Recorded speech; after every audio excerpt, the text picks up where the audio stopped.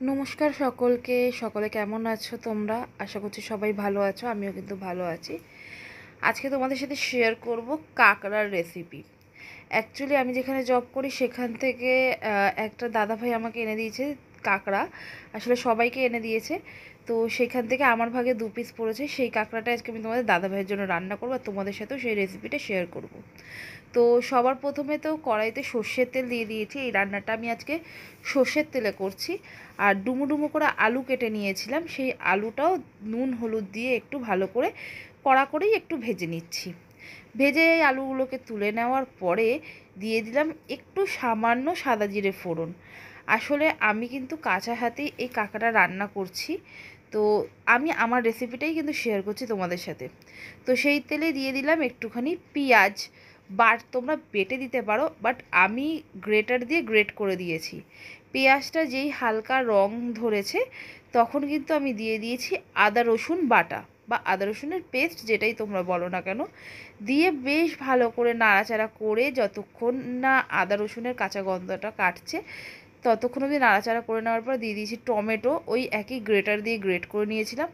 তারপরে ওই রোজকার সামান্য কিছু মশলা, নুন হলুদ লঙ্কা জিরে এই সমস্ত দিয়ে ভালো করে এবার কষিয়ে নেবো যতক্ষণ না মশলাটা থেকে তেল ছাড়ছে।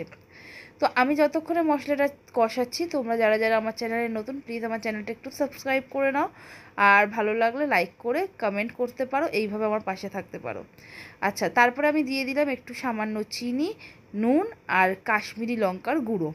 এই কাশ্মীরি লঙ্কার গুঁড়োটা দিলে পরে কালারটা খুব ভালো আসে, তার জন্য দেওয়া। তোমরা চাইলে না দিলে নাও দিতে পারো। দেখো, খুবই সামান্য ছোট ছোট মাপের দুটো কাঁকড়া, সেটাকে তোমাদের দাদাভাই কাঁকড়াটা আমাকে জ্যান্তই দিয়েছে। তোমার দাদাভাই কেটে ধুয়ে পরিষ্কার করে দিয়েছে, আমি পারি না, তাই জন্য এবার কাঁকড়াটাকে দিয়ে কষাচ্ছি। তোমরা চাইলে কাঁকড়াটা কিন্তু আগে থাকতে তেলে তোমরা ভেজে নিতে পারো, বাট আমি ভেজে নিইনি, কারণ আমার মা বলে যে কাঁকড়া নাকি বলে তেলে ভাজতে নেই। কিন্তু আমি ইউটিউবে অনেক রেসিপি দেখেছি যেখানে কিনা কাঁকড়া ভেজেও করছে।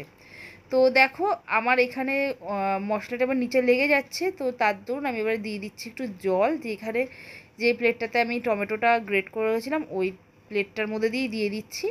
তো এবারে এই জলটা একটু কষা কষা হতে থাকুক, তারপরে আমি আলুটা দিয়ে দেবো। তো দেখো, কষা তো হয়ে গেছে, আর আমি তো কাঁকড়াটা ঝোল করছি না, একটু মাখো মাখোই হবে এই রেসিপিটা। তো এই স্টেজে আমি দিয়ে দিচ্ছি এখানে ডুমো ডুমো করে কেটে রাখা যে আলুটা ভেজে রেখেছিলাম নুন হলুদ দিয়ে, সেইটা। তো এবারে এটাকে একটুখানি ভালো করে নাড়াচাড়া করে গা মাখা করেই কিন্তু নামাবো। আর দিয়ে দেবো ওপর দিয়ে একটু গুঁড়ো গরম মশলা।